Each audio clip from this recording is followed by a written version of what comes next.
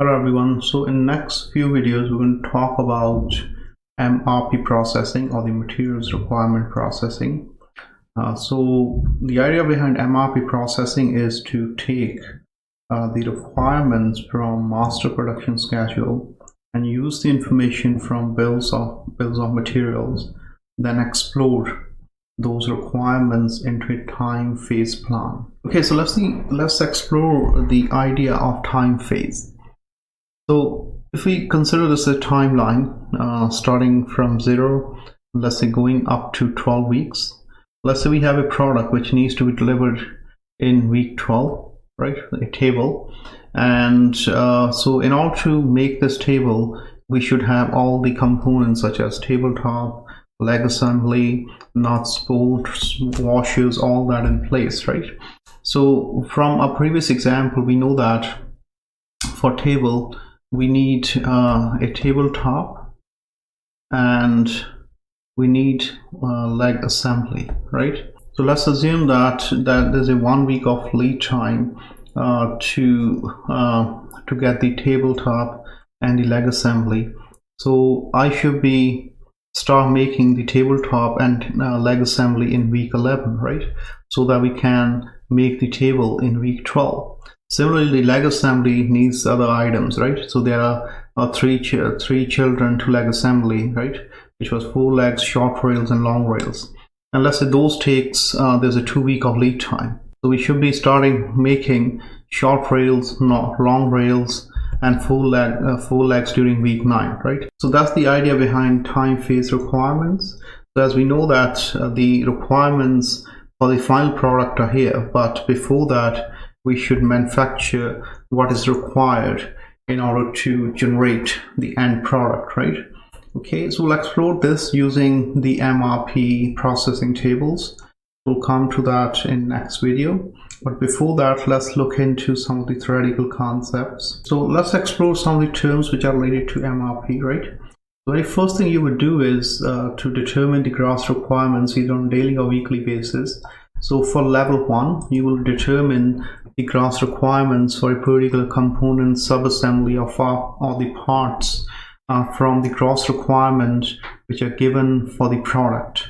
So that information will be coming from master production schedule. So from the assessment viewpoint, I will give you the gross requirements for the product, right? So at level 1, derive the gross requirements of components or the sub-assemblies from the gross requirements for the product. Okay, so as we go level 2 onwards, we will derive these gross requirements from planned order release. Planned order release are the orders which are planned to be released on a given date, right? So we're going to come to this term later on. This is not going to make much sense at this point. But from the calculation viewpoint, you should keep this in mind, right? I always see lots of mistakes where students, they end up using the master production schedule gross requirements for level 2, level 3 and level 4. No, that's going to be wrong. So you're always going to use the parent level. So I'm just going to re-emphasize this point again, because I always see mistakes when it comes to assessment that students use level 1 gross requirements which are obtained from master production schedule to determine level 3, level 4, level 5. No, that is wrong. When it comes to level 3, for level 3, level 2 items are the parent items, right? So to determine the gross requirements for level 3, we'll use the planned order release information from level 2, and it goes on. For level 4, to determine the gross requirements, we'll use level 3, planned order release information, right? So we'll go through some examples on this. So once we apply that, then it will make more sense. Then the another term is scheduled receipt. So these are the open or the confirmed orders, so these orders are placed in past, right? So for example, let's say we are generating a MRP plan for September and October, right? So you may have some orders which are already confirmed with your suppliers, and physically you haven't received those items. So those items you're supposed to receive, let's say in September or October. So those will be considered as scheduled receipts or the open orders. So again, I will give you the scheduled receipts information, right? Then from here we can calculate projected on hand inventories, right? So let's say the projected on hand for week 2 will be projected on hand from the previous week, so week 1, minus gross requirement for week 2. For the week you're calculating or you're trying to generate the plan, any scheduled receipt you have within that week, and any planned order receipt within that week, right? So you'll add any expected inventories. So these are the expected inventories, right? Expected gross requirement. This is planned on hand from the previous week, right? Okay. So when we start with week 1, always check beginning inventories. So beginning inventories are coming from the previous planning period. So again, going back to our example, so we're trying to generate a plan for September. For the first week of September, my plan on hand would be the beginning inventory, because this is my first week for the planning process. And the inventories I want to carry over from August will be considered as planned on hand from the previous week. Then from here we can calculate net requirements, right?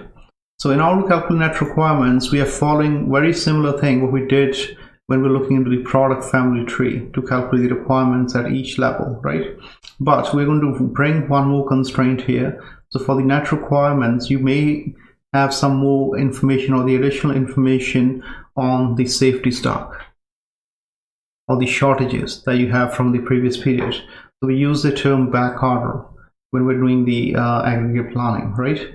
So you would consider the safety stock requirements or the shortages when you're calculating net requirements.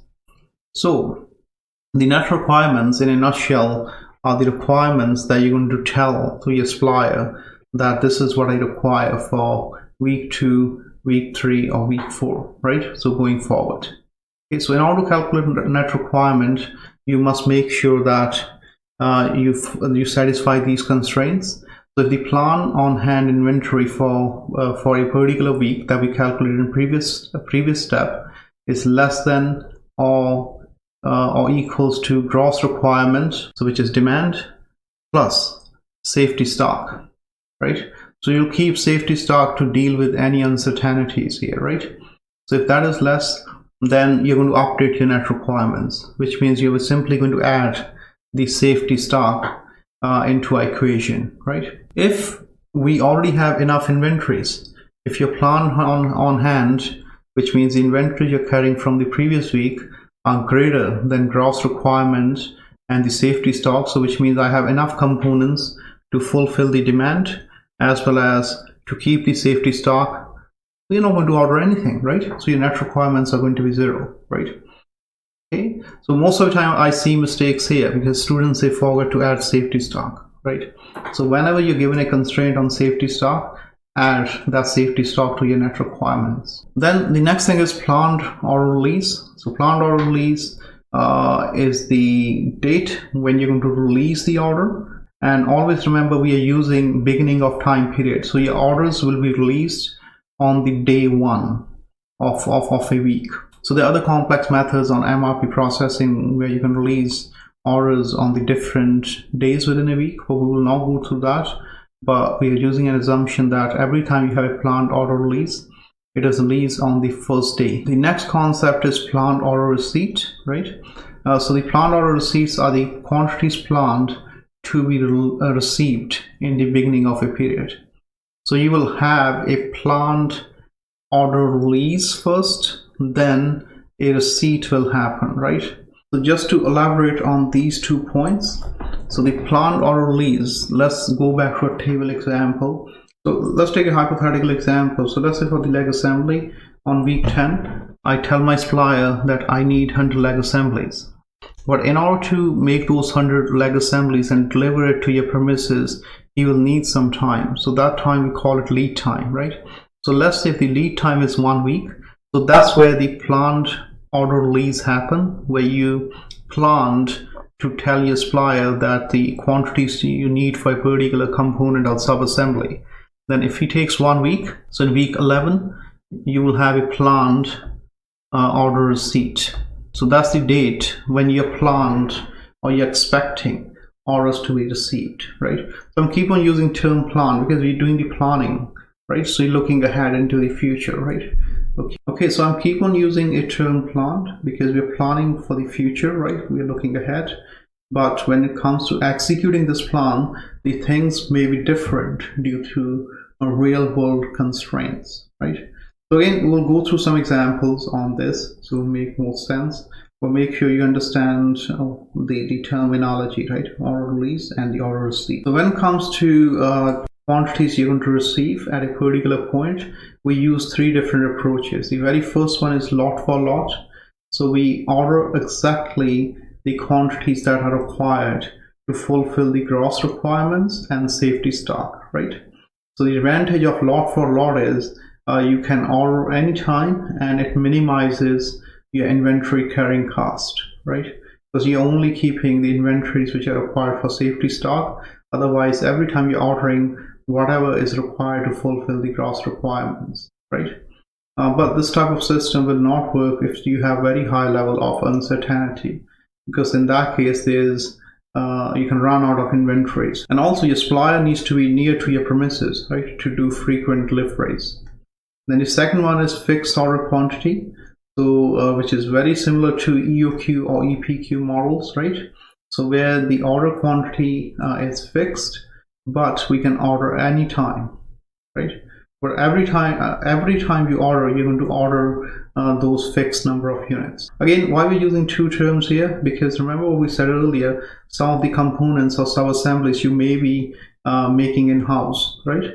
So for those ones, you will be given EPQ, economic production quantity. Okay, the third rule is fixed interval ordering. It's called POQ, right? So which is called periodic order quantity. In POQ system, we will have fixed period, but the quantity can vary from period to period.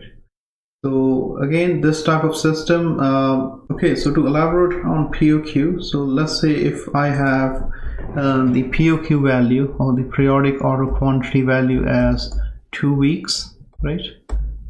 So if I place an order, let's say on week 2, the next order I can place on week 4. So if I run out of inventories in week 3, I cannot place an order here, right? So that's why you need to look for the future demand when you do the POQ. So these 2 are very easy to implement, and when you do the POQ, you need to be a bit cautious in order to calculate the net requirement for the future periods, right? Similarly, after week 4, the next order will be on week 6.